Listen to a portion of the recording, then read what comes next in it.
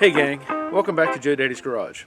Today's video, I'm going to be working on this 2007 Honda Fit that I bought a few weeks ago. The problem is, I don't have very many lights up front. There's a bunch of headlight function and turn signal and fog lights, but they're not working correctly.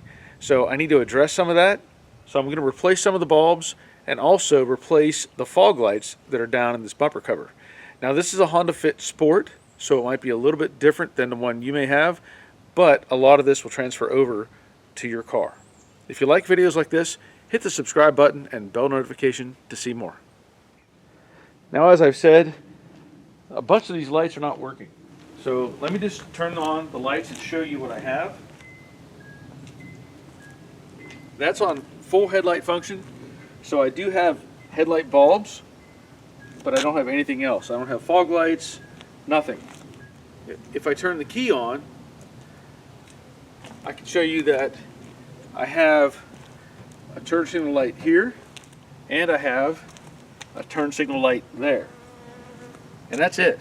There's another bulb up here on both headlights, and again, the fog lights. So let's get started on fixing this. So what I have is some 9003 headlight bulbs, and those are an upgrade from the stock headlight bulbs, or it should be brighter. I have some peanut bulbs that I got off of Amazon, and I have a new fog light kit. This kit, from what I gather, is actually kind of a retro kit. Like, if you didn't have fog lights, you could add them to your car. So it has a bunch of pieces and parts with it. The new headlight or fog lights themselves, and then wiring kit and switches and all kinds of stuff that I really don't need because my car actually has the factory fog lights. So I'll get more into that in just a minute, but for now I want to show you what you need to do to get access to your headlights. Obviously, with the hood open, you can see what is in the way, and there are several things. The headlight themselves, the assembly, is going to have a series of bolts. There's one there, there's another one behind this cover, and another one behind the cover on this side. So you have to get access to that. To do that, you have to get the cover loose. Now, you could take the cover all the way off. I'm not going to do that. I'm going to just show you kind of a shortcut. And to take the cover off, you'll need to pull off these 4 pins up on top and remove a screw right here. There's a Phillips screw going up into the cover. Once the screws are out on the sides, then this section will actually pop away from the fender, and everything should roll forward to give you access to the headlight. Okay, to pull these pins, you can use a screwdriver, you can use a hook, you can even use a pair of pliers if you want. You just have to get underneath the opening, pull up slightly on the pin, and then pull the assembly out. Now, you'll find that if you just pull straight up on the pin, it's actually going to want to flare out the bottom here and almost hold it in place. But this is that little edge you want to get underneath, and once you get that, that'll release the pin. So we're going to do all 4 of those.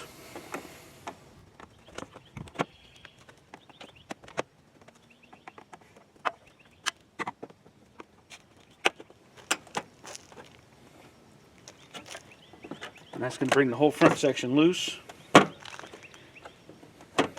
And then you want to remove this screw in the corner.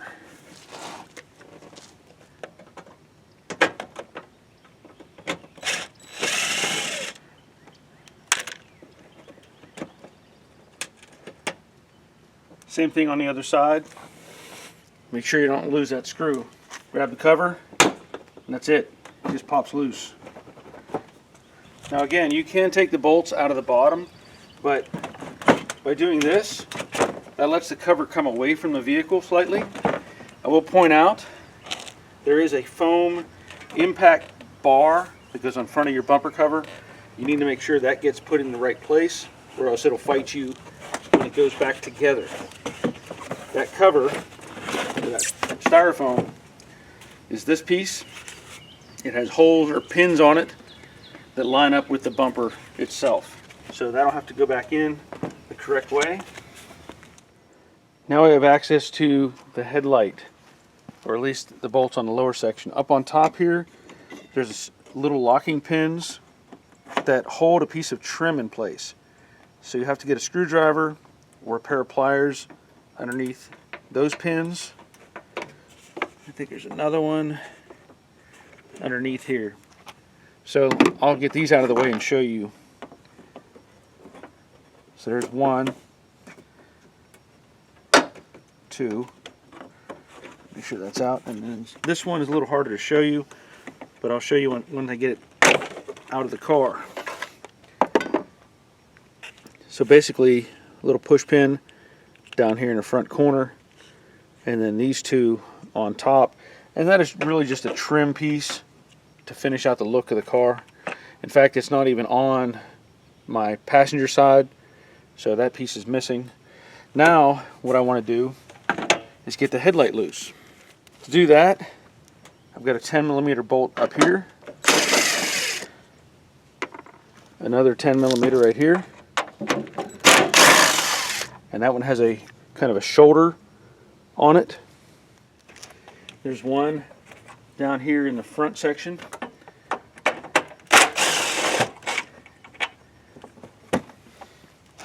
One on the side,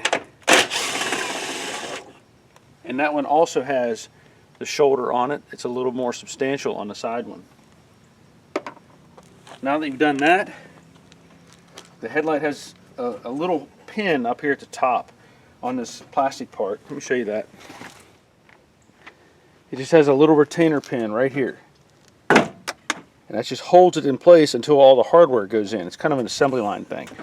Now the whole headlight can come out.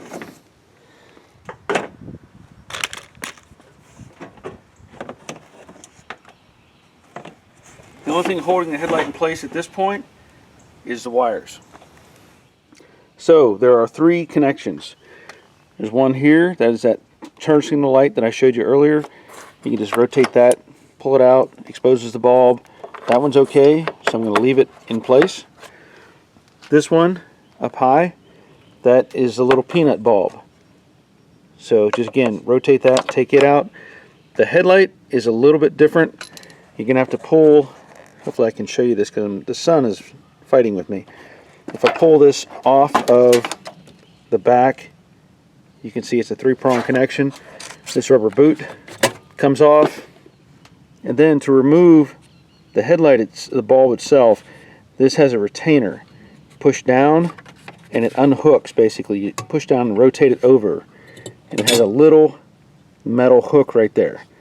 The headlight only lines up in one direction, by the way. So when I push this in, hook that underneath, and that's all that holds that bulb in place. And then you can pull the bulb out. Now, what I plan to do is replace both headlight bulbs. Even though these are functioning, I want to put brighter ones in. When you do this, use caution.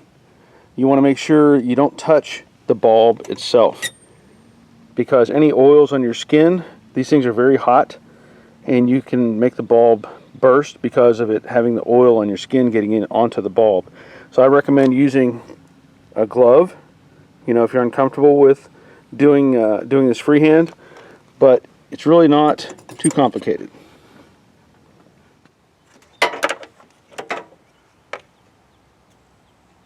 A little peanut bulb just pulls out of there.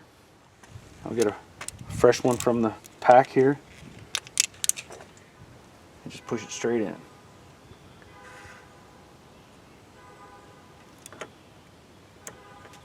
And that's it.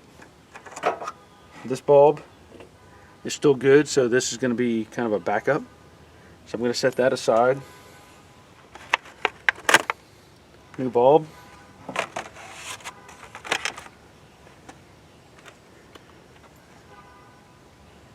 Sounds like somebody's playing with their car horn. So put that in, lock that piece back on, and that's it for this side as far as replacing the bulbs themselves. Now it's just a matter of putting everything back on. The boot just slips over. Again, not complicated. Just make sure it's pressed all the way in. Put the headlight prongs back on. It only fits one way. Put the peanut bulb back in its location. And then it's just a matter of lining up the headlight back in its spot.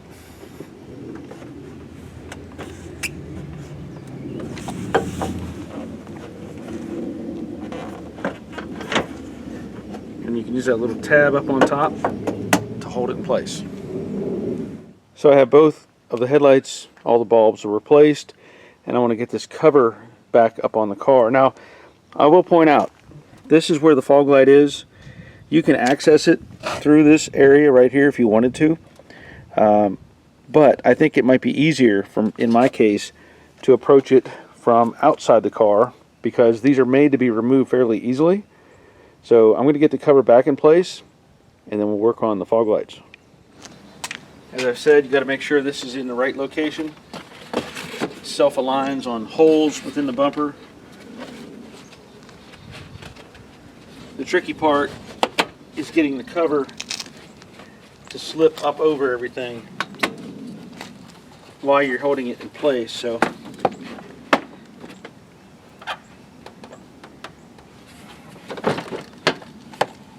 once it's in place, put your pins back in the top.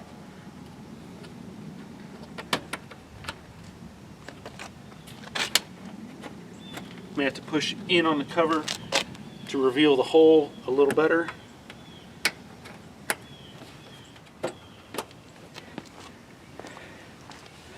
On the side, just a matter of pressing this back into the locking tabs on the fender, and then get your screws back in.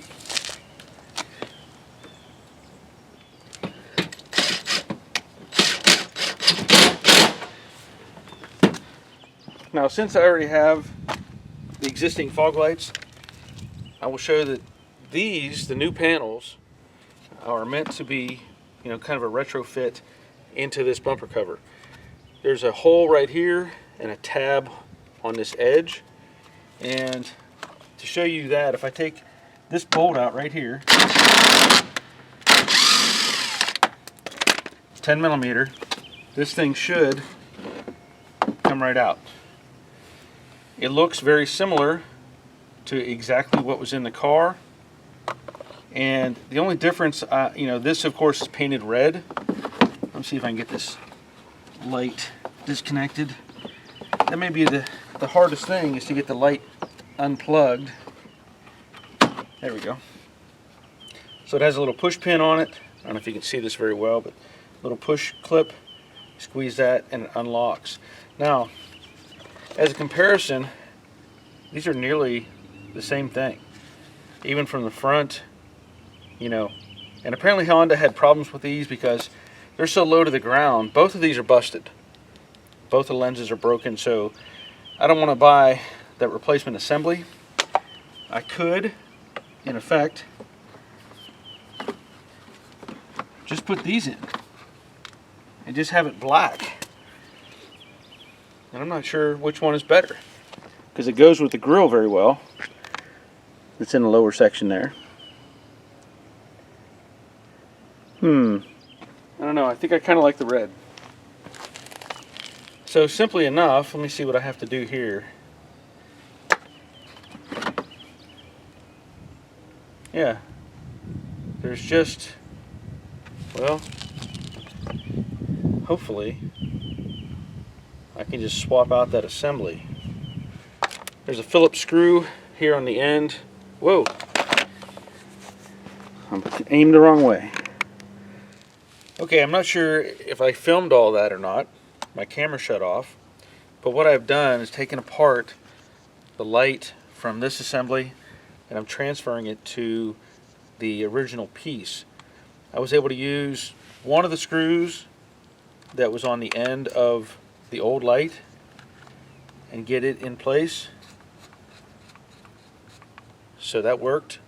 I took apart the mechanism that adjusts the height of the light itself, because the screw would not come out of the back of the original light assembly. So I just took it apart, and now I have to transfer this screw, which was new for the new light assembly, and get it threaded into the new piece going in. So hopefully I can do this. Yep, okay. Now there is a difference between these two lights. This copy piece, again, this is, I didn't mention this is from Amazon, but this copy is slightly wider than the original piece, but you can see the light went in the pivot. So it kind of pulls together slightly because of this width difference, but I think it's going to work. The reason there's another difference, if I didn't already show it, was the original light assembly has this post right here, which would go into the plastic, and that was your pivot point. So now that that's gone, this one has to have a screw to hold it. So it's still adjustable. I can take the spring from the original, or from the replacement one, get it in place, the adjustment screw, go through that,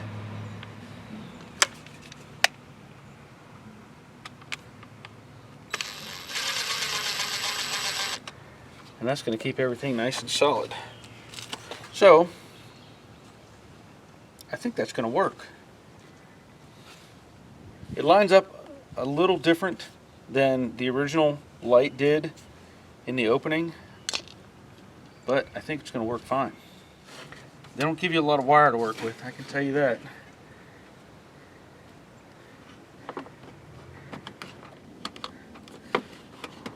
There it went, right in. Slip that back in place. And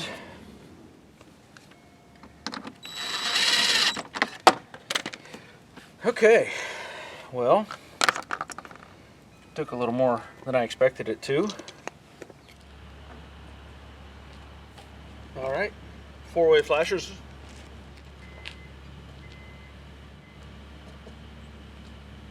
Yep, that's good. Headlights, high beam.